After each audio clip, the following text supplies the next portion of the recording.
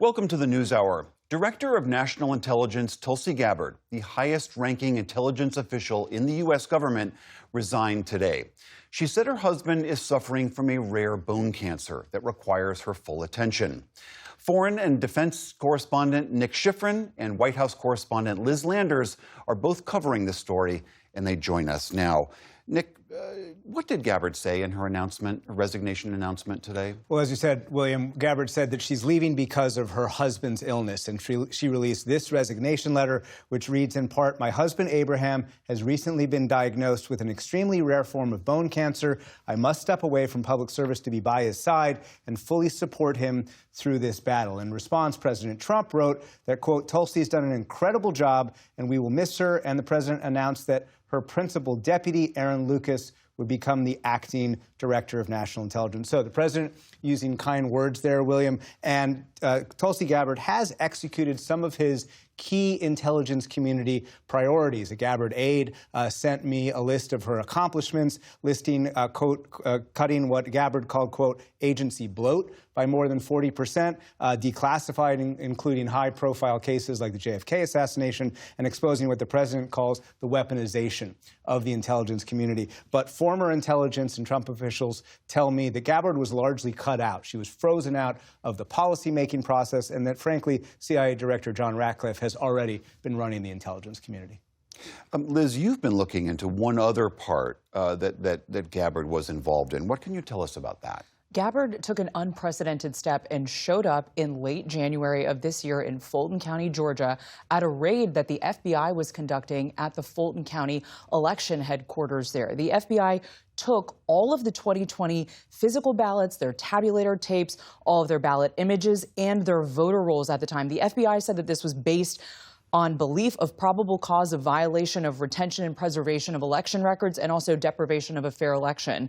The Fulton County Board of Commissioners sued almost immediately afterwards, saying that the federal government needed to turn over those ballots. But this is all because the president keeps saying and lying about the results of the 2020 election. We know he has put pressure on the Secretary of State there in the past, and Gabbard defended her presence there. She wrote a long letter at the time to Democrats on the Hill, and she said that the National Intelligence Director maintains election security is a national security issue, and she said that President Trump told her to go.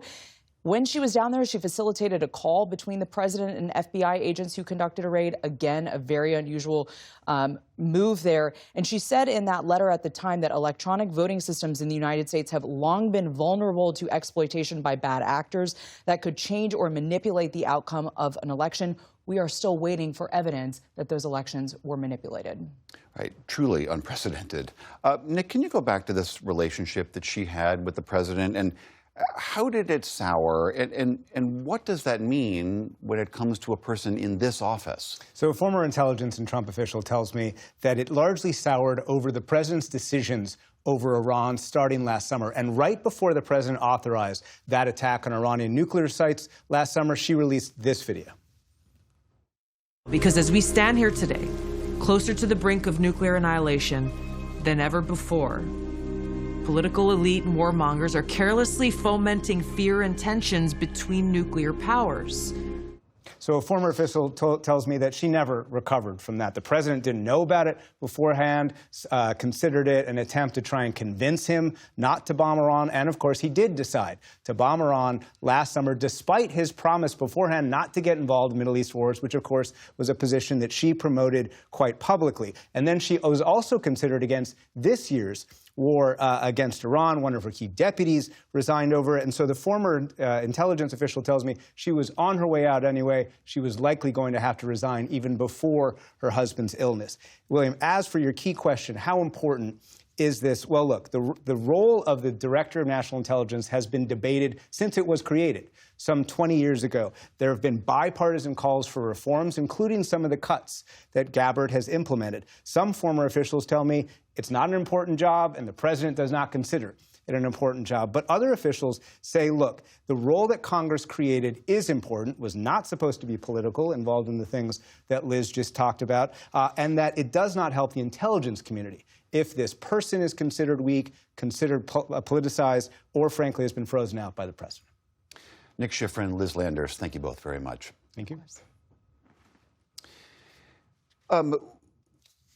I'm joined now by Larry Pfeiffer. He had a 3 decades plus career in the U.S. intelligence community, where he served as chief of staff to CIA Director Michael Hayden and was deeply involved in post-9/11 intelligence reform, including service within the Office of the Director of National Intelligence. He's now director of the Hayden Center at George Mason University. Mr. Pfeiffer, thank you so much for being here. I just wonder if you could give us your reaction to this resignation today. Well, I would not disagree with anything Nick said. She was inexperienced to begin with. She should never have been nominated for the job. Once in the job, I don't think she ever fully understood the responsibilities that she had in managing this vast enterprise of 18 intelligence agencies, many of which reside in other cabinet departments. When she began to lose favor with the president, her way of dealing with it was to lean heavily into responding to his desire to plumb into some of these conspiracy theories that were discredited surrounding some of our past presidential elections. I'm very sad, of course, to hear about her husband's situation, and my heart is with them as they move forward there. As Nick was describing, this office was created to sort of address the vulnerability that 9/11 revealed, that siloed intelligence had blinded us in some way to a terrorist threat looming. But Gabbard often, as you were describing, seemed focused on other things. How much of that do you believe was a reflection of her, or a reflection of the office, or a reflection of this president? I would offer it was more a reflection of her and of the influence of the president, less so the specific position. I mean, this position was created, as you said, in response to 9/11 as a way to try to break down some of the silos that existed within our national security structure. But another key point was the framers of the law that created this were very concerned that the then DCI, Director of Central Intelligence, being dual-hatted as the head of the community as well as the head of CIA, that was just too large of a job for one person to do. And I will tell you, having worked with General Hayden, who was the first sole CIA director without the community management responsibility, he was forever grateful he didn't have to worry about taking care of the community while also trying to run such a robust agency as CIA. I don't think she fully understood the grave responsibility she had in coordinating those various elements of the community towards a common goal. I mean, it has been 2 decades now since this office was created, since 9/11. Is it your understanding that the office itself is working as intended? Are we safer because we have an ODNI? So the DNI position in the ODNI was created by this Intelligence Reform Terrorism Prevention Act legislation, which was, like all legislation, a compromise.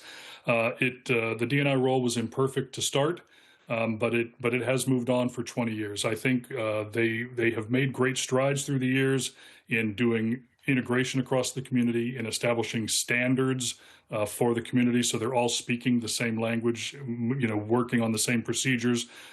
They've played a very critical role in overseeing significant acquisitions.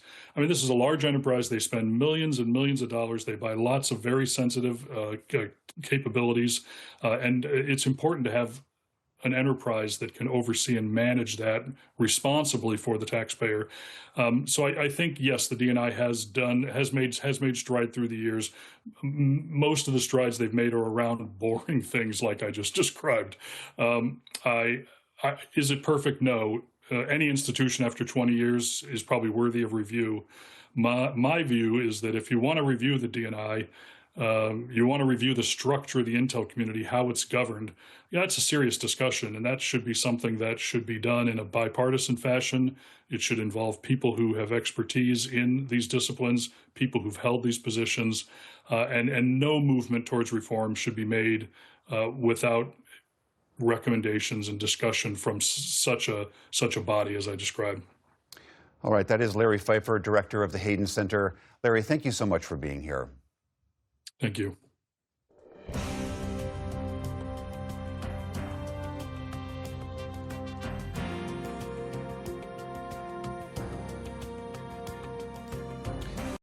Support journalism you trust. Support PBS News.